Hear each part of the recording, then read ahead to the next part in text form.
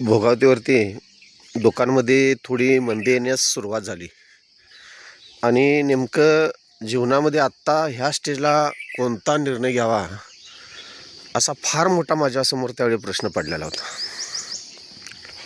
एक तरी मोबाईल शॉपही चालू केलेली होती, फायनान्स कंपनी चालू होती, परत कॅशेट मी ठेवत होतो, 2-3 असं मल्टिप्लाय, परत 4 व्हीलर गाड्या भाड्यानं देत होतो. 3-4 व्यवसाय करून सम्राट कम्युनिकेशन असं मी त्या व्यवसायाला नाव माझ्या दिलं होतं. आणि उलाढाल म्हणजे एक म्हणजे 4 व्हीलर गाडी घेतली होती, 2 व्हीलर गाडी घेतली होती, ऑफिस भाड्यानं घेतलेलं होतं. आणि आता नेमका प्रश्न पडला होता की आत्ता करायचं काय? कारण फायनान्स कंपनीचं थोडंसं शेतकरी संघटनेनं मोर्चे जोरात काढल्यामुळं फायनान्स कंपनीचं पाहिजे तसं कर्ज वितरण होत नव्हतं. आणि मला तीच भीती होती की कर्ज नाही वितरित झालं तर मला 4 रुपये कमिशन मिळणार नाही.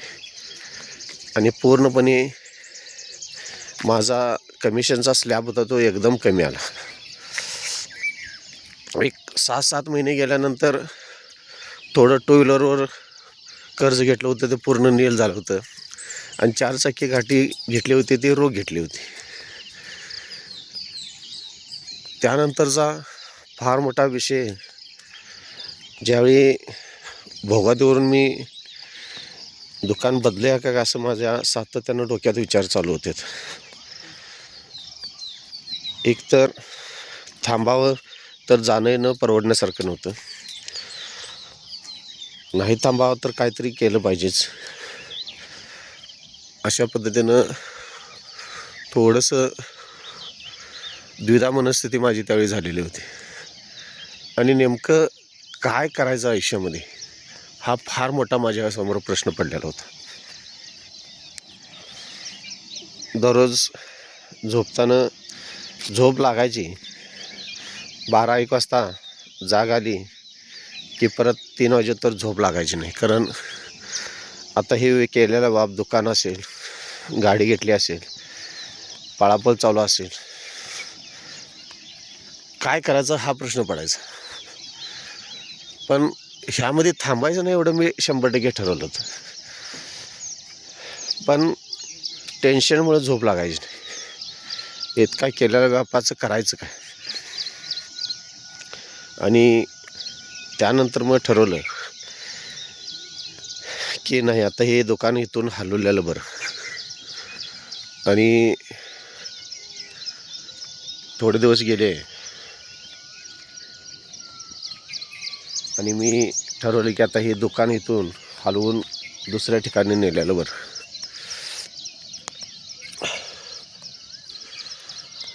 एक दिवस दुकान ज्यांनी भाड्यानं गाळा दिला होता त्यांची भेट घेतली आणि त्यांना सांगितलं की मी दुकान जरासं दुसरीकडे शिफ्ट करतो आहे.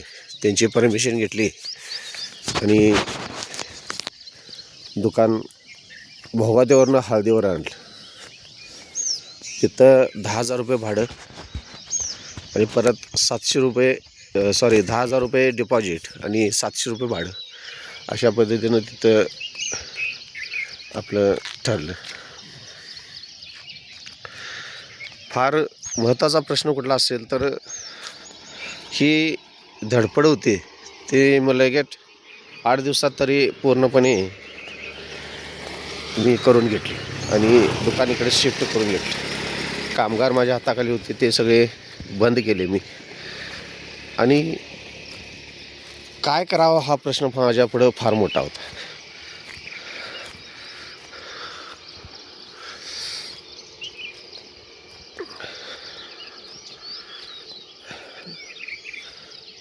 एक चांगल्या पद्धतीनं माझं हळदीमध्ये दुकान चालू लागलं होतं. थोडे दिवस गेले आणि हळदीमध्ये सुद्धा थोडंसं हळदीमध्ये दुकान टाकत असताना मी ठरवलं की आता जास्त टेन्शन घ्यायचं नाही आणि जास्त व्याप करायचा नाही. फक्त त्यावेळी मोबाईल शॉपीला फार किंमत होती 2005 साली. आणि जास्त व्याप करण्यापेक्षा मोबाईल शॉपीचाच माल भरावं अशा पद्धतीने मी नियोजन सगळे केलं. मोबाईल शॉपीचा माल भरत असताना मी सुरुवातीला काय करत होतो की माझा त्यामध्ये कुठल्याही प्रकारचा कोर्स झालेला नव्हता. मोबाईल जसे दुरुस्तीत यायचे तसं मी ठेवून घ्यायचा आणि तो मोबाईल कोल्हापूरला दुरुस्त करून मिस्त्रींच्याकडं करून घेऊन त्यामध्ये माझं चालत होतं. कोणताही स्पेअर पार्ट मोबाईलचा खराब झालेला असेल तर तो दुरुस्त करून आणायचा आणि त्याची त्या पद्धतीनं रिपेरी खर्च वगैरे घेत होतो. नवीन मोबाईलची विक्री होती, नवीन सिम कार्डची विक्री मोठ्या प्रमाणात त्यावेळी होतं. त्यावेळी 100, 125, 150 रुपयाला मोबाईल सिम कार्ड विकलं जात होतं. तो पण व्यावसायिक 3-4 महिने अतिशय चांगल्या पद्धतीनं चालला माझा. हळदीवर चांगलं शोरूम टाईप मी दुकान केलेलं होतं, कारण फर्निचर ऑर्डर माझ्याकडे तयार होतंच आणि त्या फर्निचरचा वापर करून मी हळदीवरती दुकान चांगलं टाकलेलं होतं.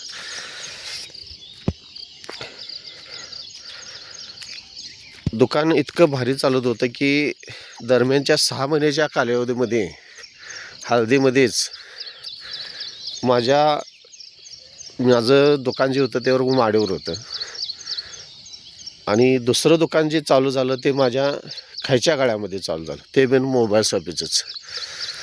आणि त्यानंतर त्या 6 महिन्यामध्ये परत 2 दुकानं चालू झाली. अशी एकूण 4 दुकानं तिथं हळदीची मोबाईल शॉपीची चालू झालीत.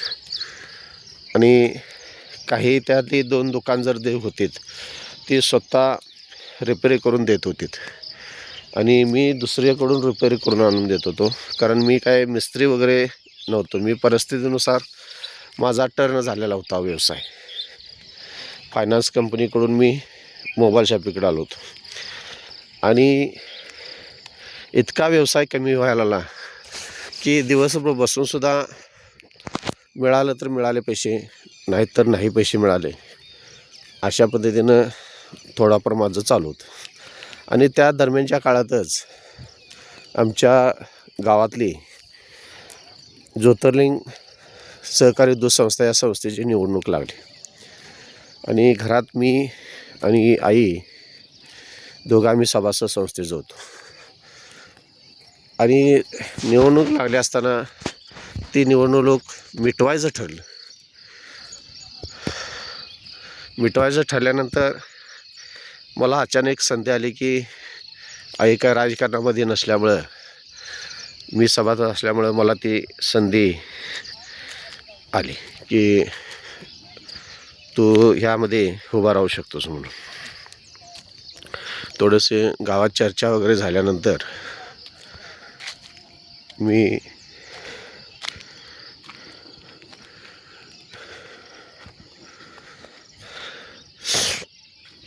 त्या शीटसाठी उभा राहिलो. थोडी आपली पहिली मीटिंग वगैरे झाली. मीटिंग झाल्यानंतर पहिल्याच मीटिंगमध्ये संचालक मंडळाच्या आमचं असं ठरलं की चेअरमनपद मला द्यावाशी माझी अपेक्षा होती, पण चेअरमनपद काय मिळालं नाही. पण मला डेअरीचं व्हाईस चेअरमनपद मिळालं. त्या संस्थेचं व्हाईस चेअरमनपद सांभाळत असताना मी थोडंसं 1-2-3 महिने गेले. माझा व्यवसाय आधी एक दूध संस्थेचं काम बघत पुन्हा त्याच 6 महिन्यानंतर कोल्हापूर गोकुळ दूध संस्था यांची इलेक्शन लागली. आणि ती इलेक्शन लागत असताना त्यामध्ये आमच्या संचालक मंडळामध्ये काही चोरशीचं हेवदावं झालं आणि गोकुळ संघाचा ठराव माझ्या नावावर झाला किंवा मला मिळाला त्यावेळी. आणि अतिशय चांगली गोष्ट त्यावेळी झाली की हा ठराव मिळाल्यामुळं की 4 भागातल्या वेगवेगळे संचालक मंडळ होते, ते सगळे माझ्या आणि त्यांच्या ओळखी चांगल्या पद्धतीने झाल्या. आणि त्याच माध्यमातून सूर्यकांत पाटील म्हणून जे वाचणीचे सरपंच सध्या सुद्धा आता आहेत, त्यांच्यानी माझी भेट झाली. आणि त्यांनी मला सांगितलं की युवराज स्वतः थांबू नकोस, थोडे दिवस दुकान बंद ठेवावं लागणार तुला गाडी वगैरे देतो आणि पक्षाचं काम थोडे दिवस करायला पाहिजे. आणि त्यांच्याबरोबर त्यांनी मला 4 व्हीलर गाडी डिझेल टाकून आणि जे ठराव आहेत त्या ठरावधारकांना तू भेटून जास्तीत जास्त आपल्या पक्षाला किती ठराव मिळतील हे बघितलं पाहिजे म्हणून सांगितलं. आणि त्या पद्धतीने मी सडोलीचे अशोक पटेल हॉटेलवाले, केदार हॉटेलवाले आम्ही गाडीतून फिरू लागलो. आणि त्या माध्यमातून जवळजवळ माझ्या शब्दावर 25 ठराव मी सूर्यकांत पाटील यांच्याकडं सुपूर्द केलेत. आणि त्याचा मोबदला म्हणून त्यांनी मला एक थोडी अमाऊंट उचलून दिली की तुमचं काम चांगल्या पद्धतीनं तुम्ही केलं आहे म्हणून. आणि त्या अमाऊंटमुळं आणि माझ्याकडे थोडा बॅलन्स होता, त्या बॅलन्समुळे मी थोडंसं माझं घरगुती काम, घराचं रिपेरीचं काम काढलं. आणि थोडंसं माझ्या घर थोडंसं नादुरुस्त झालं होतं, ते रिपेअर करून घेतलं.